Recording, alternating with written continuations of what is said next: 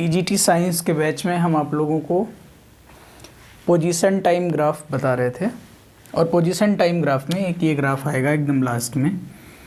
इस ग्राफ के बारे में हमने आपको बता दिया था। ये ग्राफ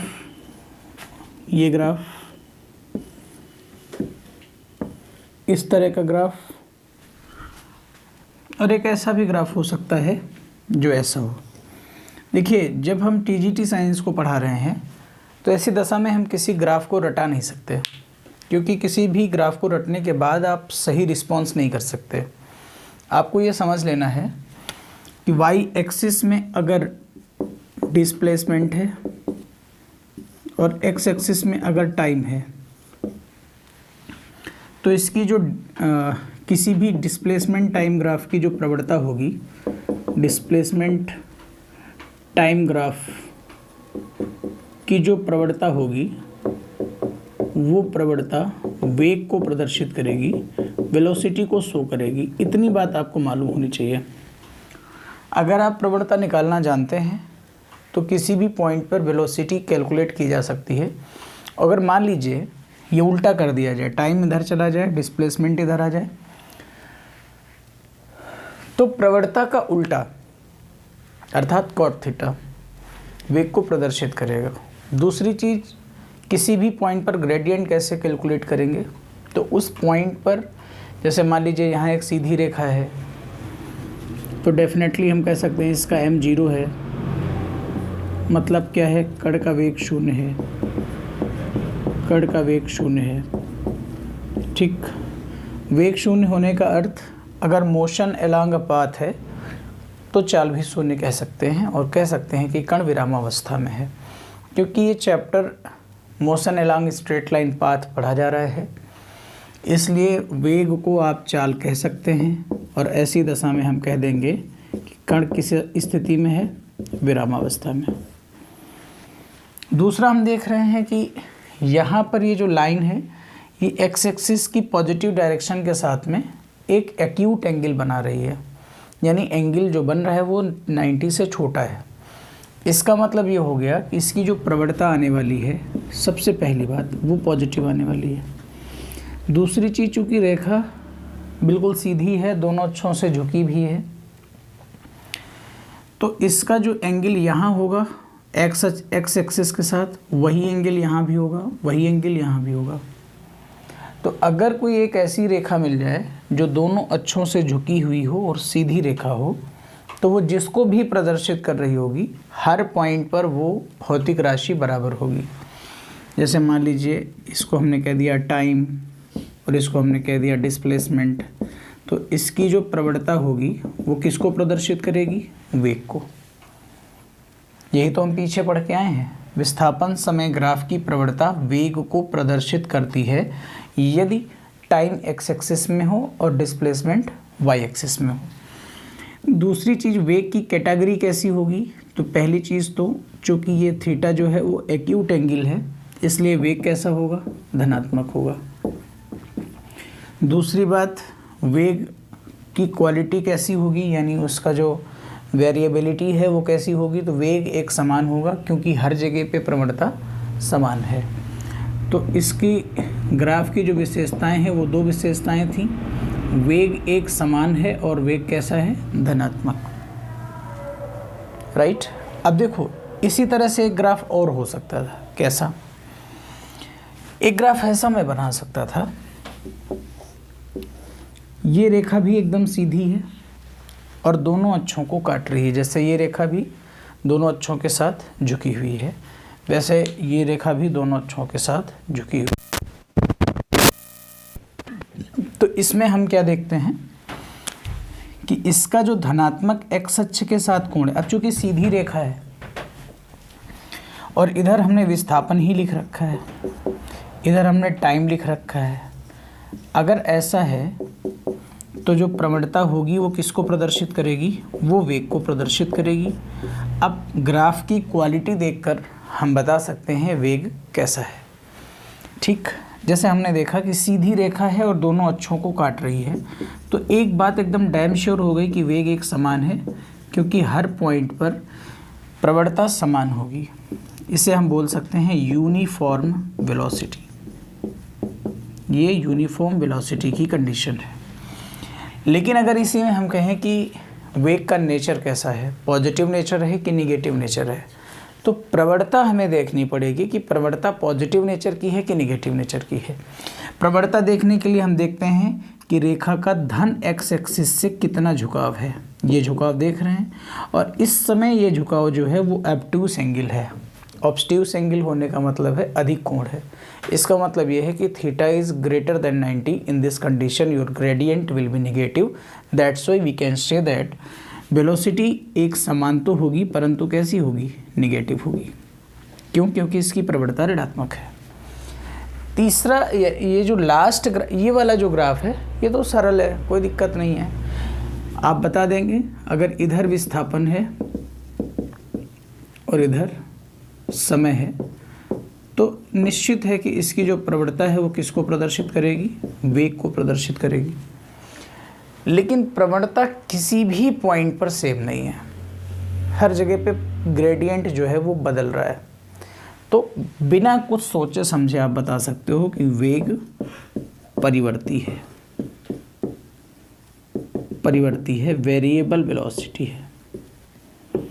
समझ लीजिए यही खास बातें हैं ग्राफ की, और ये खास बातें टीजीटी पीजीटी की क्लासेस में रटी नहीं जानी चाहिए। अब देखिए यहाँ कहीं अगर आप ग्रेडियंट निकालेंगे तो ग्रेडियंट यानी प्रवणता, तो जब हम किसी ग्राफ पर प्रवणता निकालते हैं, सॉरी किसी कर्व पर, ग्राफ तो सभी हैं, किसी कर्व पर जब प्रवणता किसी वक्र पर निकालते हैं तो किसी भी पॉइंट पर निकालने के लिए वहाँ पर एक स्पर्शी खींचते हैं, एक टेंजेंट खींचते हैं, और वो टेंजेंट एक्स एक्सिस को काटती है। उस पॉइंट के द्वारा वो जो टेंजेंट खींचा गया, उस टेंजेंट ने एक्स एक्सिस के साथ कितना एंगल बनाया, इसी से प्रवणता निर्धारित होती है। तो अगर यहाँ स्पर्शी खींचेंगे तो अलग एंगल आएगा, यहाँ खींचेंगे तो अलग आएगा, यहाँ खींचेंगे तो अलग आएगा। तो हर जगह पे एंगल बदल रहा है, मतलब प्रवणता बदल रही है, इसलिए वेग बदलता रहेगा। अगर और डीप एनालिसिस में आपको जाना हो तो आप देख लीजिए कि हर पॉइंट पर जैसे जैसे आप आगे बढ़िएगा प्रवणता बढ़ती जाएगी, क्योंकि tan जो होता है वो 0 से 90 तक आप देखते हैं कंटिन्यूसली बढ़ता जाता है, जिस तरह से sin 0 to 90 इंक्रीज रहता है, लेकिन cos 0 to 90 इंक्रीज नहीं बल्कि डिक्रीज होता है, आप सभी लोग जानते हैं। तो tan आगे बढ़ता जाएगा, तो आप ये कह सकते हैं कि वेग जो है वो समय के साथ बढ़ रहा है, समय के साथ बढ़ रहा है, ये आप लिख सकते हैं। ठीक है, ऐसे ही अगर ग्राफ हम उल्टा बना दें ऐसा, और ये टाइम कह दें और ये विस्थापन कह दें, तो आप कह देंगे कि वेग बदल तो रहा है लेकिन समय के साथ कम हो रहा है, क्योंकि प्रवणता वहाँ घटती जाएगी आगे बढ़ने पे। ये जो हमने फिगर बनाया है, इस फिगर में कई बहुत अच्छे अच्छे रिजल्ट आते हैं। ये फिगर आप लोगों को और कहीं देखने को मिल भी सकता है, किसी क्वेश्चन पेपर में कुछ ऐसे बनाया जाता है। ये फिगर ऐसा, इस फिगर को हम कुछ भागों में बांटने का काम करते हैं। ओ, ए, ये बी और ये सी। अगर मैं कहीं एकेडमिक क्लास पढ़ाता या कोई और क्लास ले रहा होता टीजीटी के अलावा, तो काफ़ी देर तक इसी को पढ़ाता रहता। लेकिन इस समय मैं मानता हूँ कि फ़िज़िक्स वालों की ही ये क्लास है, फ़िज़िक्स लवर्स की ये क्लास है। इसमें हम खास बात देखेंगे, 2-3 ग्राफ एक ही समय में हमें मिल जाते हैं। जैसे आप अगर पीछे ओ से ए तक का हिस्सा देखिए तो आपको ये हिस्सा दिखाई दे रहा होगा। ए से बी तक अगर आप हिस्सा देखें तो आपको ये हिस्सा दिखाई दे रहा होगा। बी से सी तक भी कुछ इसी तरह का, और बी पर एक और अद्भुत बात दिखेगी, स्पेशली ऑन पॉइंट बी। क्या अद्भुत बात दिखेगी, देखिए। यानी ओ से ए तक हम कह सकते हैं कि वेग बढ़ रहा है। बोलो बढ़ रहा है कि नहीं? ये वाली चीज़ दिख रही है यहाँ पे, वेग बढ़ रहा है। पॉइंट बी पर हम वेग निकालना चाहते हैं, तो सिंपल सी बात है, पॉइंट बी पर हमें एक स्पर्श रेखा खींचनी पड़ेगी। जैसे ही हम पॉइंट बी पर स्पर्श रेखा खींचेंगे, स्पर्श रेखा एक्स अक्ष के ठीक समानांतर आएगी, और हम इस फिगर को देख रहे हैं। Specially at point B M equal to 0 means V equal to 0, velocity 0 हो जाएगी। बी से सी फिर हम उसी तरह के रिजल्ट देख सकते हैं, घटना बढ़ना प्रवणता डाल डाल के देखते रहेंगे। तो ये जो हम ग्राफ देख रहे हैं इन्हें कहा जाता है डिस्प्लेसमेंट टाइम ग्राफ, या इन्हें बोला जाता है विस्थापन समय ग्राफ, या इन्हें ही बोला जाता है स्थिति समय ग्राफ। स्थिति समय ग्राफ की स्थिति समय के साथ कैसे बदल रही है, पोजीशन टाइम ग्राफ। यहाँ से क्वेश्चन पेपर आता है, हम सभी लोगों को आगामी एलटी ग्रेड के लिए इन सब चीज़ों को तैयार कर लेना चाहिए। ठीक है, आगे हम बढ़ेंगे, एक टॉपिक और क्लियर करेंगे। अगर आपको पूरी क्लासेस लेनी है, मैं हर वीडियो में बताता हूँ, तो आप गिवन नंबर पे संपर्क कर सकते हैं और आपको सारी क्लासेस मिल जाएंगी एप्लीकेशन पे। ठीक है, तो ये फ़ोन नंबर है, इसमें आप संपर्क कर सकते हैं। अब हम उस दिन की क्लास में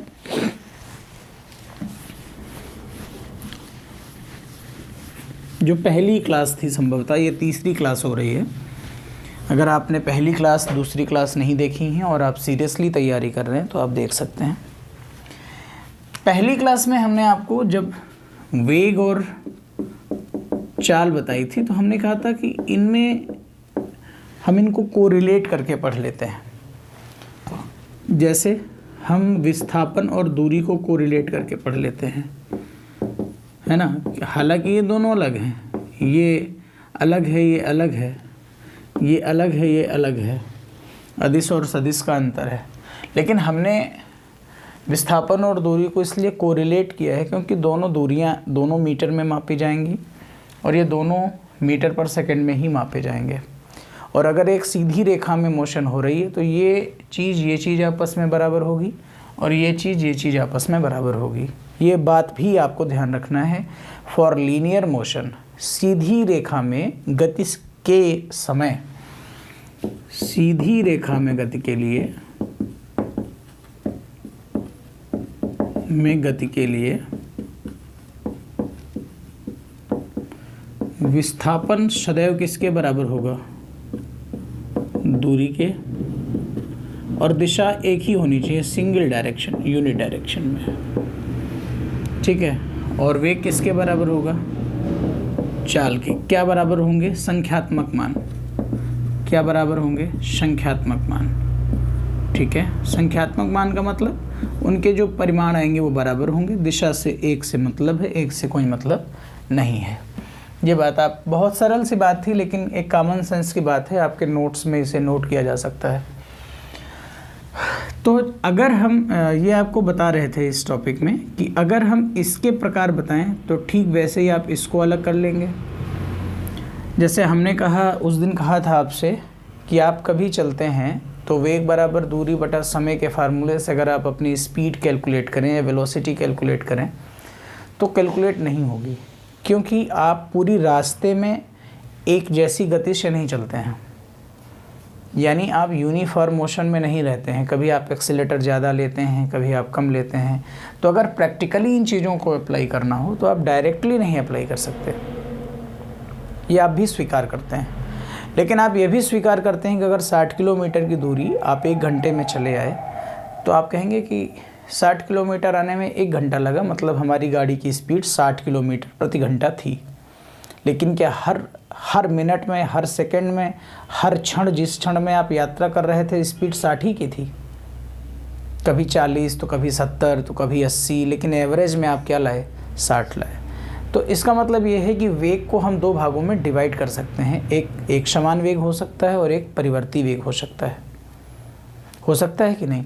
और ऐसे ही हम चाल को भी डिवाइड कर सकते हैं, एक समान चाल और परिवर्ती चाल। अब यहाँ से क्वेश्चन बनते हैं एक समान चाल और परिवर्ती चाल से, तो हम इसको 2 भागों में डिवाइड कर सकते हैं, एक समान वेग और इसको बोल सकते हैं परिवर्ती वेग। इसको बोला जाता है यूनिफॉर्म वेलोसिटी और इसको बोला जाता है वेरिएबल या नॉन यूनिफॉर्म वेरिएबल वेलोसिटी या नॉन यूनिफॉर्म वेलोसिटी। ये, राइट। मोस्टली हम लोग लाइफ में इसको एग्जिस्टेंस में लाते हैं, और इसमें दो बातें हो सकती हैं। आप जहाँ पर भी बैठे हैं, जहाँ भी रहते हैं, जिस शहर से आप बिलोंग करते हैं, वहाँ पर आप एक ऐसी यात्रा की कल्पना करिए जो आपने की हो या जो आप करते हो। मान लीजिए कहीं 60 किलोमीटर की दूरी है, आप उसे 1 घंटे में तय करते हैं, ट्रैवल करते हैं। तो दो बातें हैं। पहली बात तो ये है कि हर समय आप 60 की स्पीड नहीं थे, लेकिन चूंकि आपने वो 60 किलोमीटर की दूरी 1 घंटे में तय कर ली, इसलिए आप तो यही बोलेंगे कि अरे हम तो 60 किलोमीटर की दूरी 1 घंटे में आ गए।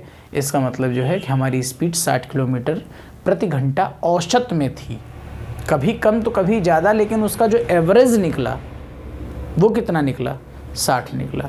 लेकिन मैं अगर आपसे पूछ लूँ कि उसी समय जब आप किसी क्रॉसिंग को क्रॉस कर रहे थे, उस समय अगर मान लो रेड लाइट जल रही थी, ट्रैफिक लाइट, तो आप रुके भी होंगे। अगर मैं उस समय पूछ लेता कि मान लीजिए आप 9:05 पर रुके थे, और मैं ये पूछ लेता कि बताइए 9:05 पे आपकी गाड़ी की स्पीड क्या थी, तो क्या 60 बोल सकते हैं? नहीं बोल सकते। दो अलग बातें हैं। जबकि पूरा एवरेज आप निकालते हैं तो उस टाइम को भी जोड़ते हैं जिस समय आप खड़े थे, क्योंकि 1 घंटे में तो वो भी जुड़ गया ना, 1 घंटे में तो वह भी जुड़ गया। तो इस तरह से हम इसको 2 हिस्सों में बांट सकते हैं। एक तो हम पूरी यात्रा की औसत वेग की बात कर सकते हैं, तो आप बता देंगे कि यात्रा में जो औसत वेग था वो कुछ यूँ था कि हमने देखा कि दूरी कितनी है 60, हमने देखा समय कितना लगा 1 घंटा, 60/1, 60 किलोमीटर प्रति घंटा स्पीड आ गई औसत। लेकिन आप वो मोमेंट ध्यान कर रहे हैं जिस मोमेंट में ट्रैफिक लाइट जल रही थी, वहाँ तो रुके थे ना। उस क्षण की अगर हम आपसे स्पीड पूछ लें तो आप कहेंगे सर 0 थी। तो सच में अगर हमें एक ऐसा इक्वेशन मिलना चाहिए जो इक्वेशन उस पर्टिकुलर टाइम पर अगर हम स्पीड निकालना चाहें तो उस टाइम पर स्पीड को 0 दिखाए। सच में तो हम ऐसे ही चलते हैं, जो प्रैक्टिकल की लाइफ है वो तो ऐसी ही है, और जो स्टूडेंट्स को पढ़ाने के लिए 9-10 में सिखाने के लिए है वो ये वाली है। लेकिन इनफैक्ट हमारी लाइफ में तो यही अप्लाई हो रहा है। तो इसके 2 हिस्से किए जाते हैं। एक को कहा जाता है औसत वेग, इसे बोला जाता है एवरेज वेलोसिटी, और इसे बोला जाता है तात्कालिक या तात्क्षणिक वेग। तात्कालिक या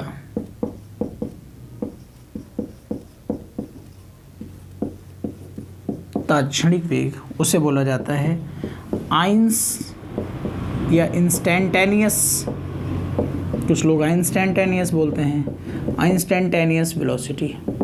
इसका अर्थ समझिए ध्यान से। तत्काल, तत् माने उसी, काल माने समय। उसी समय यानी जिस समय की हम आपसे चर्चा करना चाहते हैं उस समय का आपको वेग बताना है। तो हो सकता है जिस समय की हम चर्चा कर रहे हों 9:05 तो आप ट्रैफिक लाइट में खड़े हों, तो at the moment your velocity was 0। अगर आप अलाइंग एक सीधी रेखा में हैं, चल रहे हैं, तो आप ये भी कह सकते हैं at the moment your speed was 0। ऐसा होना चाहिए कि नहीं? बिल्कुल होना चाहिए। अब आप कहेंगे कि सर क्या एक समान वेग को 2 हिस्सों में नहीं बांट सकते? बांट सकते हैं, बिल्कुल। ये एक रोबोट है जो परमानेंटली, मान लीजिए कि 60 की स्पीड से ही चल रहा है, ट्रैफिक लाइट जल रही है, बंद है क्या नहीं, वो रोबोट है, सेट है, उसको कुछ नहीं सेंसेस हैं, तो वो 60 की स्पीड परमानेंट चल रहा है। अगर तुम 12:05 पर पूछो तो भी 60 की स्पीड, अगर एवरेज निकालो तो भी 60 की स्पीड, 9 बजे पूछो तो भी 60 की स्पीड। यानी ऐसी दशा में औसत वेग का वही अर्थ होता है जो तात्क्षणिक वेग का होता है। यानी ऐसी दशा में औसत वेग और तात्क्षणिक वेग दोनों आपस में बराबर होते हैं। Average velocity and instantaneous velocities are equal in the condition of uniform velocity. कल की क्लास में हम चर्चा करेंगे इस टॉपिक की। इस टॉपिक के कारण ही एक्सेलरेशन एग्जिस्ट करता है। औसत वेग और तात्कालिक वेग के इक्वेशंस की चर्चा करेंगे। यहाँ से जो इक्वेशन के माध्यम से क्वेश्चंस आते हैं उनको हम सॉल्व करेंगे। पूरी क्लास ज्वाइन करने के लिए आप हमारे कॉन्टैक्ट नंबर पर संपर्क कर सकते हैं। धन्यवाद।